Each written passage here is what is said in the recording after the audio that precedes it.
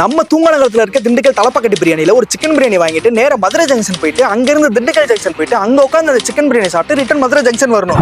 இதுக்காக நம்ம கேகே நகரில் உள்ள திண்டுக்கல் தலப்பாக்கட்டி பிரியாணி போயிட்டு ஒரு சிக்கன் பிரியாணி 278 ரூபாய்க்கு வாங்கிட்டு நேராக மதுரை ஜங்ஷன் போயாச்சு.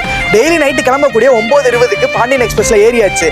55 ரூபாய்க்கு மதுரை டு திண்டுக்கலுக்கு அண்டர்ஷ டிக்கெட் எடுத்ததுக்கு அப்புறம் சுமார் 1.25 மணி நேரம் கழிச்சு நம்மள 10:45 போல திண்டுக்கல் ஜங்ஷன் 3வது பிளாட்ஃபார்ம்ல இறக்கி விட்டாங்க.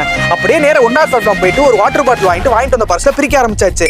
ரைத்தா கொடுத்திருந்தாங்க, தால்ச்சா கொடுத்திருந்தாங்க, சிக்கன் பிரியாணி வித் பீஸ் கொடுத்திருந்தாங்க, பாயில்ட் எக் ஒன்று கொடுத்திருந்தாங்க.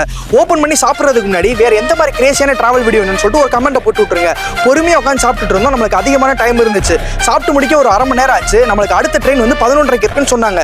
Chennai Egmore to Kollam express. அந்த ட்ரெயினை பிடிக்கிறதுக்காக ஒரு டிக்கெட் எடுத்தோம். 40 ரூபா தான் சொன்னாங்க. 4th பிளாட்ஃபார்ம் வரும்னு சொன்னாங்க. போய் வெயிட் பண்ண ஆரம்பிச்சாச்சு. நம்ம ட்ரெயினும் கரெக்டா 11:30க்கு வந்துச்சு. 50 நிமிஷத்துல வந்து நம்ம மதுரை ஜங்ஷன்ல வந்து இறக்கி விட்டாங்க. சக்சஸ்ஃபுல்லா அந்த ட்ரிப்பை முடிச்சிருக்கோம். சக்சஸ்ஃபுல்லா அந்த டாஸ்கையும் முடிச்சாச்சு. வேற எந்த மாதிரி வேணும்னு சொல்லிட்டு கமெண்ட் பண்ணிருங்க.